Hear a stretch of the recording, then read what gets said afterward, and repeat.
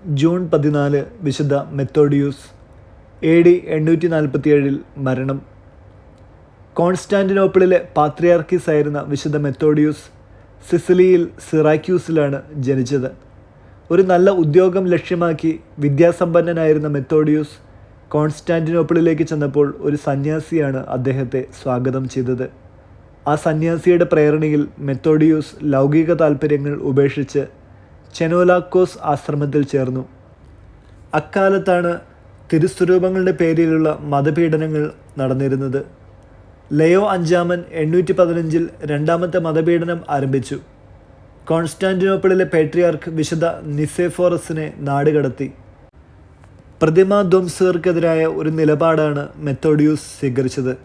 പേട്രിയാർക്കിനെ നാടുകടത്തിയ വിവരവും മറ്റ് സംഗതികളും മാർപ്പാപ്പയെ അറിയിക്കുവാൻ മെത്തോഡിയൂസ് റോമിലേക്ക് പോയി. ലയോ അഞ്ചാമൻ്റെ മരണശേഷം 821 മെത്തോഡിയൂസ് കോൺസ്റ്റാന്റിനോപ്പിളിലേക്ക് മടങ്ങി. പുതിയ ചക്രവർത്തി മൈക്കിളിന് മാർപ്പാപ്പയുടെ ഒരെഴുത്ത് അദ്ദേഹം കൊണ്ടുവന്നിരുന്നു.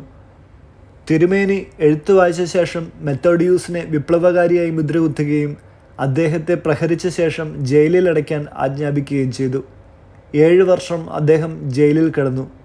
ജയിലിൽ നിന്ന് മോചിതനായ ശേഷം പുതിയ ചക്രവർത്തി തെയോഫിലസ് മെത്തോഡിയൂസിനെ വിളിച്ച് ശാസിച്ചു. യേശുക്രിസ്തുവിൻ്റെ തിരുസ്വരൂപം വണങ്ങാൻ പാടില്ലെന്ന് പറഞ്ഞ ചക്രവർത്തിയോട് ചക്രവർത്തി സ്വന്തം ചിത്രങ്ങൾ വണക്കത്തിനായി സ്ഥാപിക്കുന്നത് എന്തിനാണെന്ന് ചോദിച്ചു. 842 തെയോഫിലസ് ചക്രവർത്തിയും മരിച്ചു.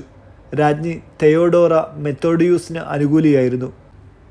തിരുസ്വരൂപ വിദ്വേഷിയായ ജോൺ പാത്രിയാർക്കീസിനെ മാറ്റി മെത്തോഡിയൂസിനെ കോൺസ്റ്റാന്റിനോപ്പിളിലെ പാത്രിയാർക്കായി നിയമിച്ചു. 4 കൊല്ലത്തെ ഭരണശേഷം ശരീരത്തിൽ നീര് വന്ന് അദ്ദേഹം മരിച്ചു.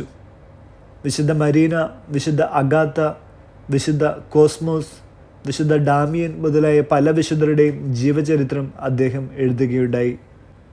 വചനം റോമ 12:11. തീഷ്ണതയിൽ മാന്യം കൂടാതെ ആത്മാവിൽ ജ്വലിക്കുന്നവരായി കർത്താവിനെ ശുശ്രൂഷിക്കുവിൻ. വിചിന്തനം. വിശുദ്ധ ജോൺ മരിയ വിയാനിയുടെ വാക്കുകൾ. ദൈവത്തെ ഒഴികെ മറ്റൊന്നും കാണാതിരിക്കാനും അവിടത്തേക്ക് വേണ്ടി അധ്വാനിക്കുവാനുമായി വിശുദ്ധർ തങ്ങളെ തന്നെ പരിത്യജിച്ചു. അവിടുത്തെ കണ്ടെത്തുന്നതിന് വേണ്ടി അവർ സൃഷ്ടവസ്തുക്കളെ വിസ്മരിച്ചു. ഇതാണ് സ്വർഗത്തിലേക്കുള്ള മാർഗം.